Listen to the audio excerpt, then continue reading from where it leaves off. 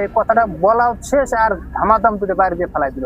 সীমান্তে অনাকাঙ্ক্ষিত উত্তেজনা আর ভারতীয় সীমান্তরক্ষী বাহিনীর ক্ষমতার দাপট দেখানোর চিত্র নতুন কিছু নয়। তবে এবার লালমনিরহাটের হাতীবান্ধা সীমান্তে ঘটে গেছে এক অভাবনীয় ঘটনা। বিএসএফ এর অন্যায় আচরণের সামনে দমে না গিয়ে উল্টো সাহসের পরিচয় দিয়েছেন স্থানীয় বাংলাদেশি কৃষকরা।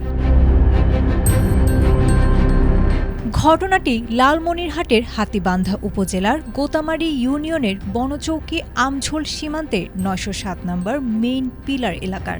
দুপুরে নিজেদের জমিতে কাজ করছিলেন কয়েকজন বাংলাদেশি কৃষক।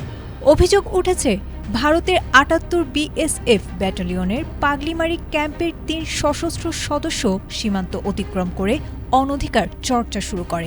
বাংলাদেশি ভূখণ্ডে প্রবেশ করে তারা কোনো কারণ ছাড়াই কৃষকদের অহেতুক জেরা ও মারধর করতে থাকে। হঠাৎ বিএসএফ এর এমন মারমুখী আচরণে ভয় না পেয়েই রুখে দাঁড়ান কৃষকেরা। শুরু হয় ধস্তাধস্তি। কৃষকদের আত্মরক্ষা ও প্রতিবাদের মুখে এক পর্যায়ে আশপাশের আরও গ্রামবাসী দ্রুত এগিয়ে আসেন। সাধারণ জনগণের পাল্টা ধাওয়া ও প্রতিরোধের মুখে পড়ে ভারতীয় সীমান্তরক্ষীরা।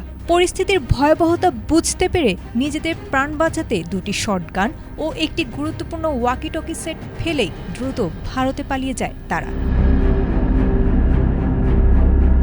পরে স্থানীয়রা ফেলে যাওয়া অস্ত্র ও ওয়াকিটকি উদ্ধার করে বিজিবির বনচৌকি ক্যাম্প কমান্ডারের নিকট জমা দেন। খবর পেয়ে ১৫ বিজিবি ব্যাটালিয়নের অধিনায়ক লেফটেন্যান্ট কর্নেল মেহেদী ইমাম ঘটনাস্থল পরিদর্শন করেন। পরিস্থিতির নিয়ন্ত্রণে মঙ্গলবার রাতে সীমান্তে ব্যাটালিয়ন অধিনায়ক পর্যায়ে জরুরি পতাকা বৈঠক অনুষ্ঠিত হয়। বৈঠকে লালমনিরহাট ১৫ বিজিবি ব্যাটালিয়নের অধিনায়কের উপস্থিতিতে ভারতের ৭৮ বিএসএফ ব্যাটালিয়নের কমান্ড্যান্ট শ্রী মনোজ কুমারের কাছে উদ্ধারকৃত অস্ত্র ও ওয়াকিটকি হস্তান্তর করা হয়। একই সঙ্গে সীমান্তে সাধারণ বাংলাদেশি নাগরিকদের কাছে বাধা না দেয়া এবং অনুপ্রবেশ ও মাদক চোরাচালান বন্ধে কঠোর বার্তা দেয় বিজিবি। আয়েশা আক্তার, এটিএন বাংলা।